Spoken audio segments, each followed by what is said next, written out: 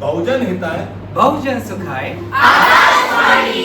Akashvani present RJ Nest. Unmute yourself. Yuvavani awaits is your voice nest.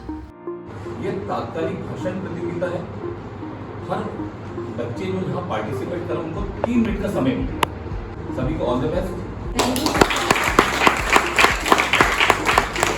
सभी छात्र हैं और यहाँ उपस्थित सभी लोग, आज हम यहाँ पर एकत्रित हुए हैं। आकाशवाणी अपने 90वें प्रसारण वर्ष में प्रवेश कर चुका है। स्वतंत्रता के समय से ही आकाशवाणी ने अपना अमूल्य योगदान देश को दिया। इस तरह से प्रचार प्रसार किया आकाशवाणी ने कि सभी जन समुदाय में एक देशभक्ति की भावना जागृत हुई। हरित क्रांति में जो भी टेक्नोलॉजी की बात करें, अगर हम लोग कृषि की बात करें तो नए नए तकनीकों का इस्तेमाल किया जा रहा था।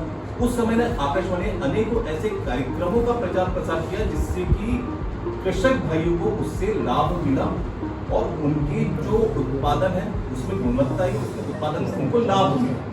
युवाओं की, बच्चों की, बुजुर्गों की, महिलाओं की, सभी के लिए आज भी कार्यक्रम बनाए जा रहे हैं और कार्यक्रमों को निरंतर प्रसारित किया जा रहा है। इंटरव्यू के लिए हमने MPPSC में एक लड़की क्वालिफाई करी तो उसको हमने इनवाइट किया, तो उसने सबसे पहले कहा मैं आकाशवाणी में आकर इतनी ज्यादा एक्साइटेड हूँ क्योंकि उसने तैयारी ही आकाशवाणी के मोबाइल ऐप से करी थी। कहती थी मैं नोट्स बनाती थी उस चीज के लिए, हम लोगों ने नोट्स बनाए और उस नोट्स का बेनिफिट मुझे ये हुआ कि विश्वसनीयता की बात करें तो आकाशवाणी ने अगर कोई चीज प्रसारित की है तो 101% वो चीज श्योर है कि वो चीज हुई है। OTT बेस में हम आ चुके हैं, ऐप में आ चुके हैं। आज भी अगर हम यहाँ से बैठ के अगर हम चाहें कि हमें अंडमान निकोबार में कौन से रेडियो स्टेशन पे कौन सा प्रोग्राम ब्रॉडकास्ट हो रहा है तो मैं यहाँ पर बैठ के अपने ऐप के माध्यम से सुन सकता हूँ मुंबई में क्या प्रसारित हो रहा है। ये हम पर आने के लिए हम लोग बहुत ज्यादा एक्साइटेड थे क्योंकि ये हफ्ता विशेषकर महिलाओं के लिए है क्योंकि हमने अभी वर्ल्ड कप जीता है। तो एक ऐसी युवा को अपने साथ ले जाएंगे जो मंगलवार को आने वाले ट्यूसडे को युवाणी कार्यक्रम प्रेजेंट करके अपने कॉलेज का नाम रोशन करेगी। बताना चाहूंगा आकाशवाणी एक प्लेटफॉर्म सभी को देता है। आपने किसी भी तरह की कोई प्रतिभा है, आपको लेखन आप बहुत अच्छा करते हैं, आपको गायकी का शौक है, आप कविता लिखते हैं, आपको किसी भी तरह की आपको लगता है आप में कोई भी प्रतिभा है, आप आकाशवाणी में आइए, स्वागत है आपका, हम आपको मौका देंगे।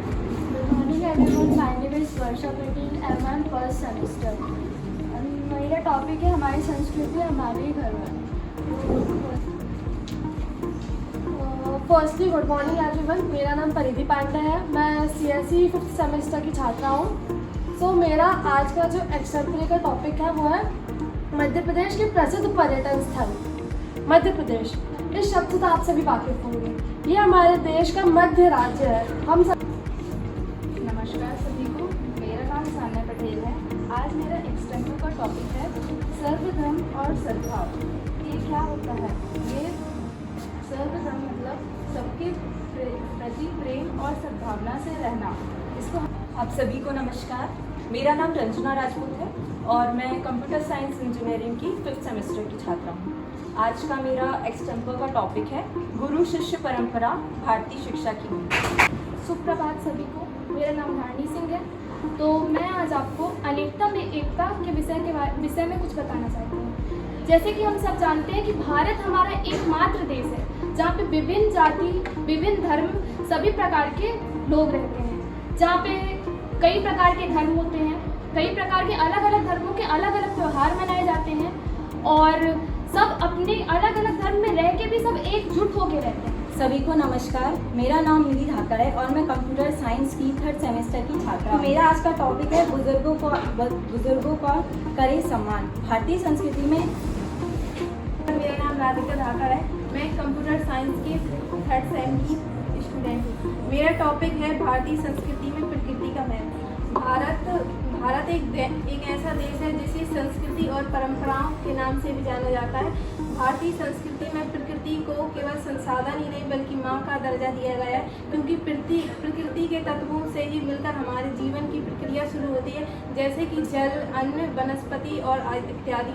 भारतीय संस्कृति में प्रकृति से रिलेटेड कई त्यौहार मनाए जाते हैं, जैसे कि वट सावित्री व्रत जिसमें वृक्ष की पूजा होती है, गोवर्धन पूजा जिसमें गाय के प्रति आभार, और छठ पूजा जिसमें सूर्य देवता सूर्य देवता को पूजा जाता है। एक और छोटा सा अनाउंसमेंट ये है कि ये हम सिर्फ आगे बढ़ने का मौका नहीं दे रहे हैं, इसके लिए जो मानदेय होता है, जो हमारे कंपेयर को दिया जाता है, वो मानदेय भी दिया जाएगा और सर्टिफिकेट वो उनको हमारे कार्यक्रम प्रमुख के हाथों दिया जाएगा। और अभी इसके पहले 3 हमारे जो लोग एक दिन के आरजे बने थे, हमने माननीय मंत्री जी के हाथों, विश्वास सारंग जी के हाथों उनको प्रॉपर सर्टिफिकेट दिया था। उसका कवरेज हमारे प्रेस में भी आता है। क्या तो ये जो इतना एक्सपोजर आपको मिल रहा है, ये बहुत बड़ी चीज है और इसलिए अपॉर्चुनिटी है, इसको आप बिल्कुल भी मिस मत करो। यहाँ उपस्थित आप सभी को मेरा सादर नमस्कार। मेरा नाम है रितिका मालवीरा। मैं हूँ ETE first year electronics and telecommunication first year की स्टूडेंट हूँ। आज का मेरा टॉपिक है सांस्कृतिक विरासत को सहेजना। हमारी भारतीय संस्कृति ने न केवल हमें ताजमहल, लाल किला, अजंता या एलोरा की गुफाओं जैसी विरासतें हमें गुड मॉर्निंग भोपाल वासियों। मैं यहाँ पर अपना विचार रखने आई हूँ स्वच्छता की संस्कृति पर। मेरा नाम किरण जायसवाल है। मैं गवर्नमेंट वुमेन्स पॉलिटेक्निक कॉलेज से हूँ, FD फर्स्ट सेमेस्टर से हूँ। और मैं संस्कृति को और साथ में अपनी स्वच्छता पर कहना चाहिए। इंग्लिश सिखाने से पहले बच्चों को स्वच्छता की संस्कृति सिखाया जाए। Thank you so much. नमस्कार दोस्तों, मैं हूँ जूसी, आकाशवाणी की आपकी अपनी होस्ट और आपकी अपनी होस्ट। आज मैं लेकर आई हूँ एक अलग ही विषय जो आप सब मिलकर सुनिएगा, भारतीय समाज में संयुक्त परिवार की भूमिका। तो दोस्तों, जैसा कि आप जानते हैं कि आजकल के बिजी लाइफ हर कोई अकेला रहना पसंद करता है, पर हमारे इस परिवार में जब दादा दादी की आशीर्वाद हो, मम्मी पापा का प्यार हो और बच्चों की हंसी हो, इन सबको मिलाकर ही एक संयुक्त परिवार कहलाता है। नमस्कार साथियों, मेरा नाम अलीशा जहाँ है और मैं FD डिपार्टमेंट की सेकेंड ईयर की छात्रा हूँ। आज मैं एक ऐसे टॉपिक पर बात करना चाहती हूँ जो हमारे भारत की संस्कृति से बहुत गहराई से जुड़ा हुआ है। आज मैं ऐसे मुद्दे पर बात कर रही हूँ जो कि दिया गया है हमारे पौराणिक उपनिषदों से, जो कि भारत की संस्कृति का आत्मा कहलाता है। जी हाँ, मैं बात कर रही हूँ अतिथि देवो भव। सुप्रभात आप सभी को। मैं पंचमी वकील CSE फाइनल ईयर से हूँ। माननीय टीचर्स, माननीय निर्णायक गणों को मेरा नमस्कार। आज का जो मेरा विषय है वो है जल संरक्षण और हमारे संस्कार। हालांकि हम यहाँ पे भारत की संस्कृति की भी बात कर रहे हैं, तो मैं एक छोटी सी लाइन पंक्ति कहना चाहूँगी। हम अपनी जान के दुश्मन को अपनी जान कहते हैं, हम अपनी जान के दुश्मन को अपनी जान कहते हैं। मोहब्बत की इसी मिट्टी को हम हिंदुस्तान कहते हैं, हम हिंदुस्तान। इस पंक्ति के साथ हम शुरू करते हैं आज का विषय, जल संरक्षण।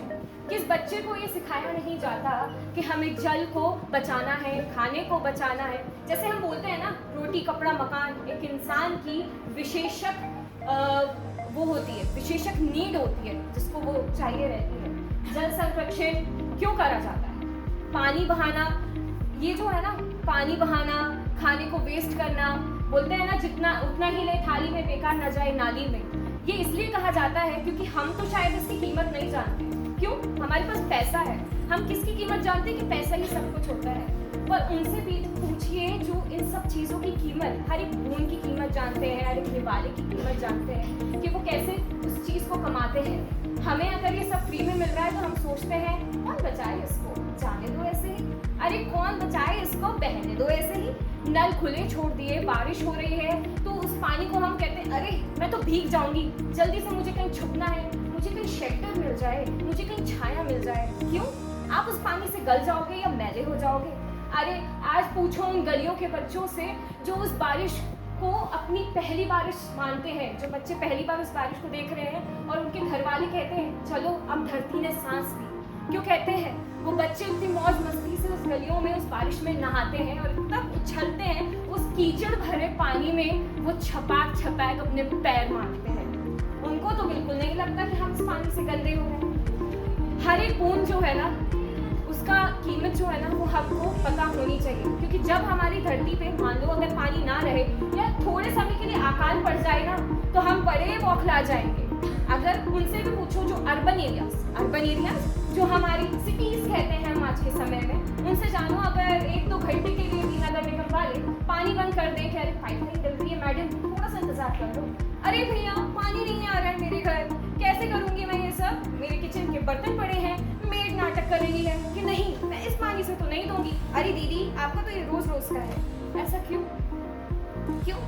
ये सब नाटक तो हमें उन एरियाज में देखने को नहीं मिलते जहाँ ये लोग हर एक छोटी छोटी वस्तुओं का ध्यान रखते हैं और जितना है ना उतने में ही गुजारा करते हैं।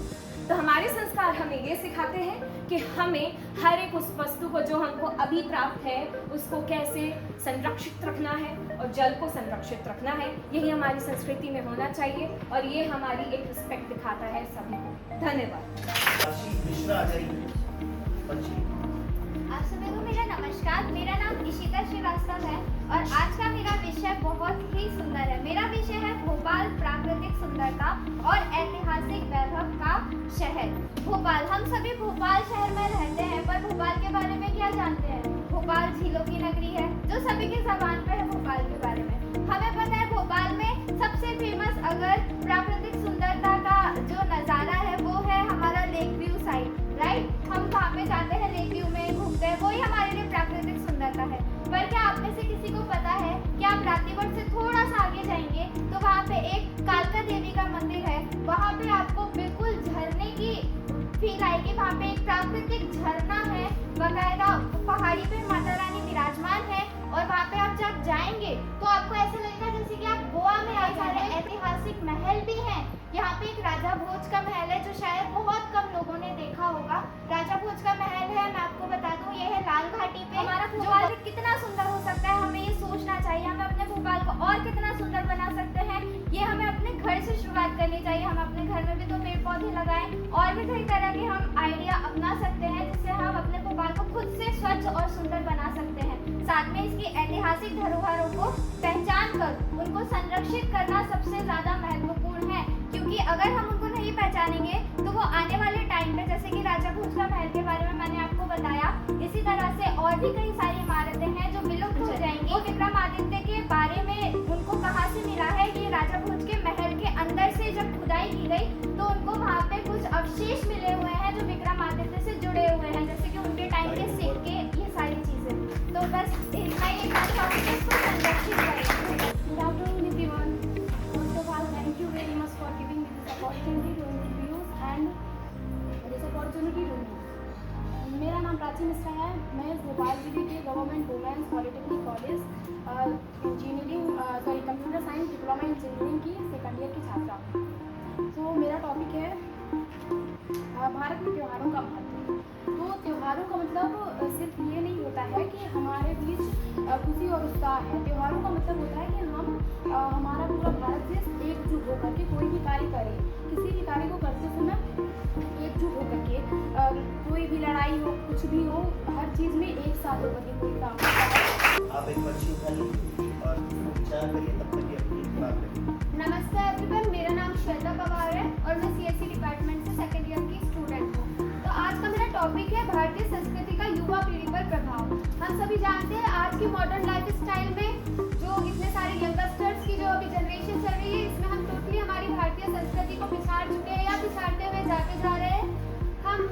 हम बिल्कुल मॉडर्न लाइफ की तरह अपना अट्रैक्शन करते हैं। हम हमारी जो संस्कृति से जुड़ी हुई चीज़ें हैं, रीति रिवाज है, या उनको बस ऐसे ही मानते कि ये सब अंधविश्वास है या ऐसा है, पता नहीं क्यों बना दिया था, ऐसी प्रथाएं क्यों बना दी। अभिनंदन, आभार, नमस्कार, आदाब, सत श्री अकाल। मैं श्रद्धा चहांदे एक नए टॉपिक के साथ। आज का मेरा टॉपिक है भारतीय संस्कृति में कला का महत्व। आपको पता है आजकल आपको जॉब करने के लिए, आपको आगे बढ़ने के लिए किस चीज़ की ज़रूरत है? एक स्किल की, एक डेवलपमेंट की। अब वो स्किल्स आपके पास कहाँ से आएंगी? आपको कहीं ढूंढने की ज़रूरत नहीं है, वह आपके अंदर ही छुपी है। अब हमको भारत को इसी चीज़ों को ले लेके हमें भारत के साथ आगे बढ़ते जाना है। बढ़ना है नहीं बढ़ना है। देखिए आजकल पढ़ाई, एजुकेशन के मायने तो है, लेकिन स्किल से ज़्यादा नहीं। क्योंकि एक युवा थी जिसने पढ़ा, बहुत पढ़ा, फर्स्ट टॉप किया, लेकिन उस टॉप का क्या फ़ायदा? क्योंकि आजकल लोगों को जॉब के लिए किसी सर्टिफिकेट की, किसी एजुकेट स्टूडेंट की ज़रूरत नहीं है। उस स्टूडेंट की ज़रूरत है जिसके पास स्किल है, जो हमारे देश को आगे डेवलप कर सकता है। यही तो एक चीज़ है जो हमें एक साथ मिलाता है, जुलाता है। एक साथ रहने का तरीका बताता है। कलाओं को हम इसी तरह आगे बढ़ाते हैं, एक साथ मिलकर लोगों को नए नए तरीकों से सिखाते हैं। देखिए, टीचर्स हो गए, ये हमें क्यों बोलते हैं कि बेटा स्किल पे भी डेवलप करो, स्किल पे डेवलप करो, because skill is a very important in your life. यही एक चीज़ है जो आपको आगे बढ़ने से कभी नहीं रोक सकती। पढ़ाई करना अच्छी चीज़ है, लेकिन अपनी पसंदीदा चीज़ों को छोड़कर नहीं, उनको साथ लेकर चलने में आपका फ़ायदा है। कल को आप कहीं जॉब करने जाओगे, वहाँ आपसे 10th की मार्कशीट या 12th की मार्कशीट नहीं पूछी जाती। यही पूछा जाएगा कि आपका एक्सपीरियंस कितना है, आपके अंदर डेवलपमेंट कितना है, आपके अंदर स्किल्स कितनी है, आपने अब तक की क्या क्या प्रोसेस की है। क्या आपका यही मानना है? देखिए, कहीं रुक जाना, कहीं थम जाना, ये सही चीज़ नहीं है। हर एक जगह अपनी हर एक चीज़ को, हर एक कला को आगे बढ़ाना है। हम भारतीयों में यही चीज़ आ जाती है, छोटी छोटी चीज़ों से बड़ी चीज़ों तक पहुंच जाते हैं, लेकिन रुकना नहीं चाहते हम कहीं, क्योंकि हम भारत को आगे बढ़ाना चाहते हैं। नमस्ते, मेरा नाम अरुणा पवार है। मैं CSE डिपार्टमेंट की सेकेंड ईयर की छात्रा हूँ। मेरा टॉपिक है भारत की अमूल्यतें। यहाँ पर के सभी लोगों को मेरा प्रणाम और सभी को राम राम। आज का मेरा टॉपिक है भारतीय संस्कृति के निर्माण में महिलाओं की भूमिका। तो महिलाएं आजकल, जैसा कि आप सभी जानते हैं कि पहले महिलाओं को घर से बाहर नहीं निकलने दिया जाता था, परंतु आज के युग में महिलाएं हर क्षेत्र में अपना नाम रोशन कर रही हैं। न सिर्फ चिकित्सा, विज्ञान, पढ़ाई, हर क्षेत्र में महिलाओं ने अपना योगदान प्रदान किया है। आज की जो तत्कालीन भाषण प्रतियोगिता थी वो सच में बहुत अच्छी थी। और अभी दीपक सर बताएंगे कि किसको हम लोगों ने चुना है। जो टॉप 3 आए हैं मेरे विचार से, टॉप 3 तीनों इक्वल है, उनके मैं नाम ले रहा हूँ, लेकिन उसमें से केवल एक जो RJ बनेगा उसका नाम मैं अलग से लूँगा। तो जो 3 है उसका नाम है इशिता श्रीवास्तव,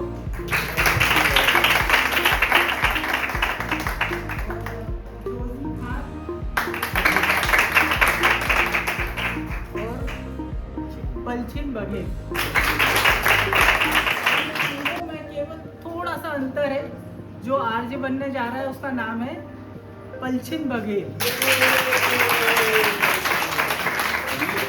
वो ये लाइव युवाणी कार्यक्रम प्रेजेंट करेगी। आप हमारा ऐप डाउनलोड कर सकते हैं, न्यूज ऑन AIR ऐप को डाउनलोड करें, आकाशवाणी भोपाल सिलेक्ट करें, 5:02 पर आपको कार्यक्रम युवाणी सुने और अपने साथी को लाइव सुने। और जो भी शी विल बी लाइव और लाइव प्रेजेंट करने का मौका भी आपको मिल रहा है। तो पहले मैं हमारे जो कॉलेज के प्रिंसिपल है KV राव सर, वो यहाँ प्रेजेंट नहीं है, लेकिन मैं उनके लिए आभार व्यक्त करता हूँ। आवाज़ के जादूगर कहा जाए, विनोद गुप्ता जी का भी धन्यवाद करता हूँ कि वो आकाशवाणी और इस कॉलेज के मध्य एक स्कूल की तरह उन्होंने काम किया, और स्कूल के माध्यम से हम चलते चलते इस कॉलेज में परिसर में आ गए। मैं इस परिसर का भी लिए अभी धन्यवाद करना चाहूँगा कि यहाँ आके मुझे एक स्टूडेंट की तरह बैठने का मौका मिला। मैंने यहाँ ऐसा लगा जैसे मैं पुरानी कॉलेज की लाइफ में पहुँच गया। मैं यहाँ बैनर लगाने वाले वो भैया, उनके लिए भी धन्यवाद देना चाहूँगा कि उन्होंने भी ये सब चिपकाने में और मदद करी।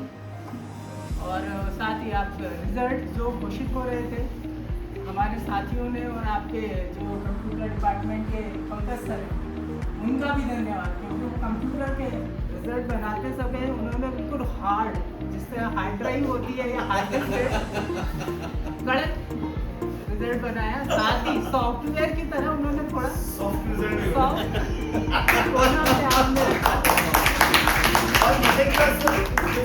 वो भी सॉफ्टवेयर हार्डवेयर की दुनिया की कॉम्बिनेशन अच्छा हो तो रिजल्ट अच्छा आता है। सबसे धन्यवाद के लिए अंत में हमारे जो साथी है जिन्होंने पार्टिसिपेट किया, उनका बहुत बहुत शुक्रिया। उनके दीवारों में दस्तक देते रहिएगा, दीवारों में दस्तक देते रहिएगा, मुझे यकीन है दरवाजा यहीं से निकलेगा।